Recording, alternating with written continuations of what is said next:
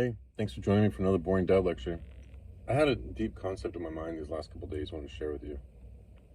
And it's the idea of falling into a bottomless pit, which sounds kind of morbid, but I was listening to Sadhguru a few weeks ago, and he talked about how falling into a dangerous pit, into a bottomless pit in the West, to our minds, seems like a really dangerous and scary thing, but the reality is that if you're falling into a bottomless pit, it's probably the safest place to be because you're not going to land, right? You're just going to continue falling and falling and falling.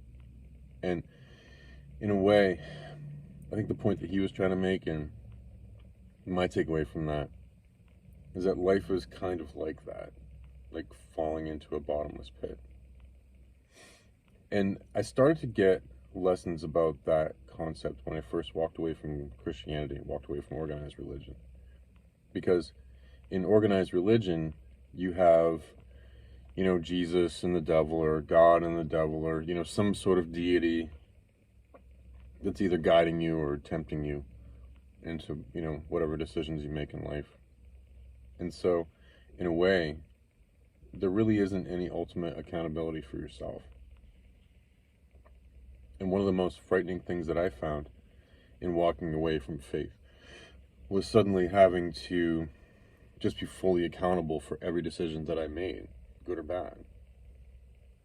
Couldn't blame anything on the devil. Couldn't blame, anything on the demons whispering in my ear, or angels guiding me. I couldn't, all that stuff is gone. And then I combine that too with some psychedelic experiences that I've had. And that realization that as you're moving forward into life, everything is just unfolding in front of you all the time. And some of the things that we're learning about physics and how we perceive things in the physical world. And that literally everywhere you go in life, at every moment, at every twist and every turn and every decision, things are just unfolding in front of you. And in a way, by that logic, we're all sort of just falling into a bottomless pit all the time. And that can seem a little bit scary. With each breath that we take and every time you blink and every heartbeat that you have, it's just this infinite sort of unfolding. But the comfort that I take in that is that it seems as if as you're traveling through time, I can see where the analogy of the river starts to come into play. Because as you're moving along, you have your decisions that you make become sort of the rudder of your life.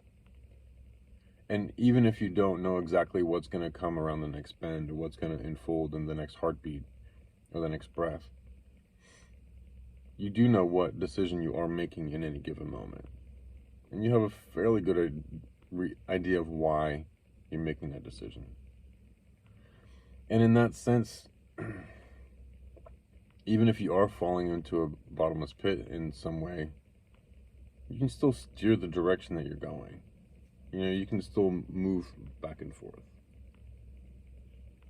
And I think it's really important for us as a society and as individuals to move to a place in our own lives, individually and collectively, where we start to take ultimate accountability for our own lives and our own decisions, and walk away from these archaic, organized religions. And maybe, who knows, into a new religion that, is fundamentally humanist and, recognizes some of the powers and strengths that we do have without having to rely on a sky daddy or, a hell uncle or whatever. Anyway, it's worth pondering. It's just a thought. Those sorts of things help me a little bit, when I get worried about, my own mortality and, thinking about wondering if I'm making right decisions or anything like that. I just keep thinking what Sadhguru said is that the safest place to be is falling into a bottomless pit because you're not going to land.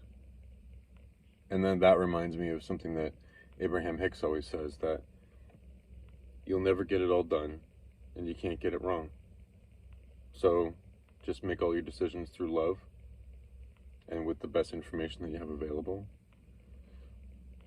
and love one another. And beyond that, just have fun, right?